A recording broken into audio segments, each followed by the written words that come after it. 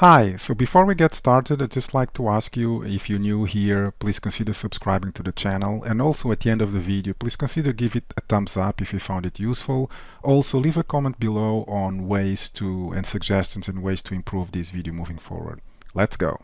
Okay, so let's get started. In this lesson, I'm going to cover exception testing in JUnit, and as you can see here, there are basically three fundamental ways of testing exceptions in JUnit.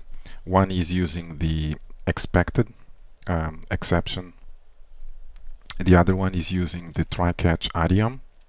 And the third option that JUnit supports is an expected exception rule.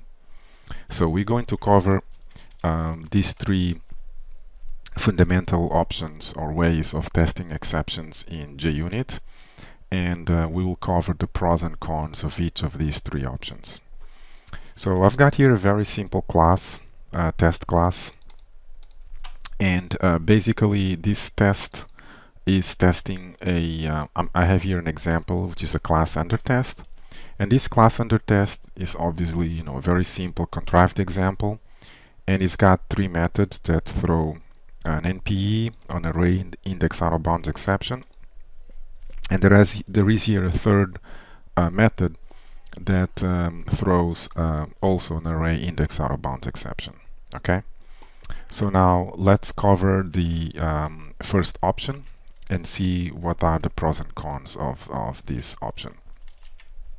So basically what you do with the expected exception is you basically write your test method,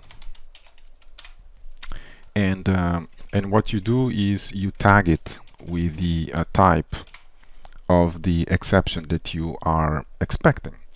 For example, you can just say I'm expecting an exception, and you put the type here. Okay, so now if you write a method, you execute the method, and you don't and the exception is not thrown, then it's gonna fail. So let's run that, and the method has failed because the expected exception was not thrown. So now let's actually throw the exception.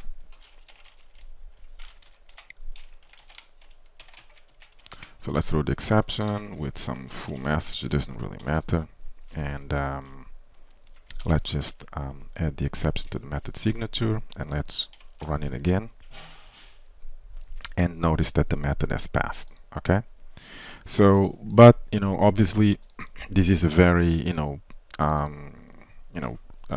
it's not specific enough. So let's say that you are interested in testing that a specific subclass, a specific type of exception is thrown. For example, an index out of bounds exception. Okay, let's test this case. So what you do is you would invoke your method. So let's create an instance of, so obviously it's not the DIO that I want. Let me create an instance of my class under test here, and let me assign this guy here. So I've got my class under test, and let me invoke a method. So now let's invoke a method that throws an NPE, for instance.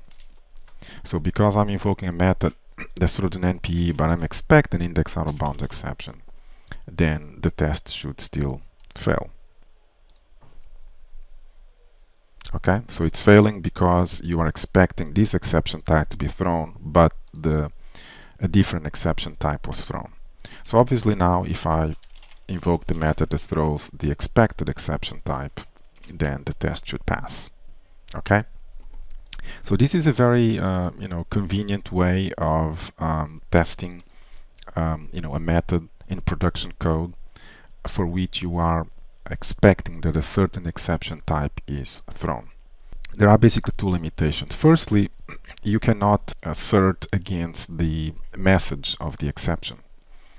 So this exception in this very contrived example actually has an exception message And I might be interested in my test method to test that not only the exception of a particular type was thrown, but also that it has a message. So I can't assert on the message. And there is also another limitation of this option of testing exceptions, which is any exceptions thrown here in this method, the test will pass. And this might not be what I'm interested. So for example, let me demonstrate. So again, I have here this under test, and let's assume that I want to assert that this method actually throws the exception. But before that, I'm actually calling some other method here. For example, print the first book title. But there is a problem here. So the problem is that this method, as you can see, also throws an array index out of bounds exception. It's not even gonna get here. One way to test it is just, let's just write something here. Print current class name. Let's just do that. And let's run our test method.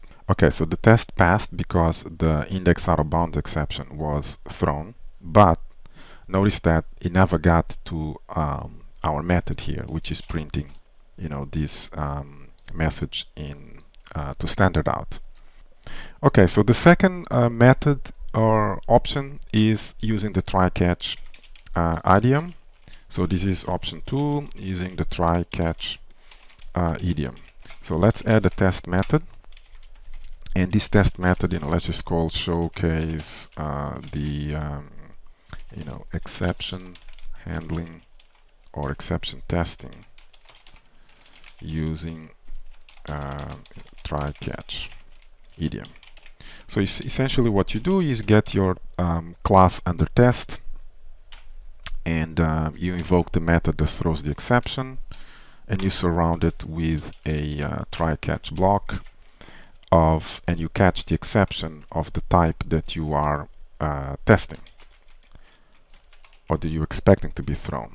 Okay, so then what you do is you write after the method is thrown, if the exception is not thrown, you write a fail. You add a fail statement.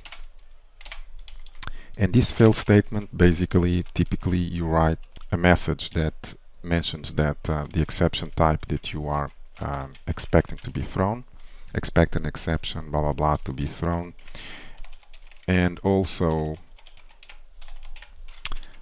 here you write assert that the message, if you use the core matchers, contains the string array index out of bounds exception. And let's just do a starting import here to make this thing more readable and expressive. So that's essentially the idiom that you utilize. So you invoke the method that that you are expecting to throw a specific exception. You catch that exception, and that enables you to assert not only that the exception was thrown, but also you can assert the message inside the exception. So these are the main advantages of this idiom.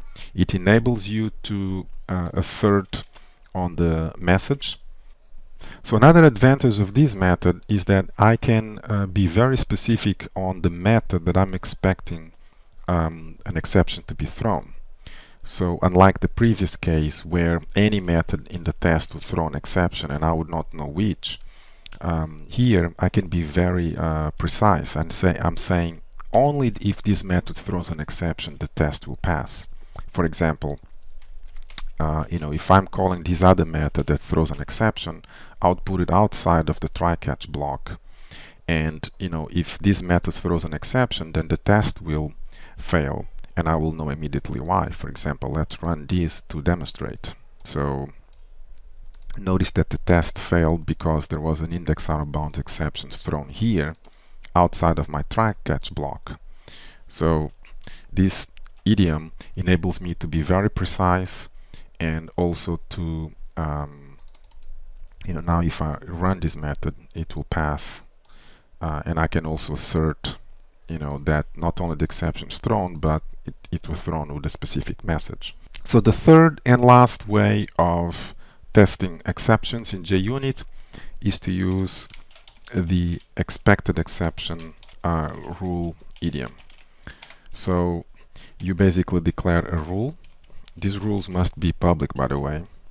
By convention, they are named thrown, but you can name it whatever you want. It's just a convention. And what you do is, let's add our test method here. And what you do is, this is a very declarative way of testing exceptions. So you basically set a bunch of expectations. So set expectation 1, set expectation 2, and so on. And then you do the actual test. So basically what you're doing here, you're setting what you are expecting that's going to happen when you do the actual test. And if all of the expectations that you set here happen, then the test passes. If at least one of them fails, then the test fails.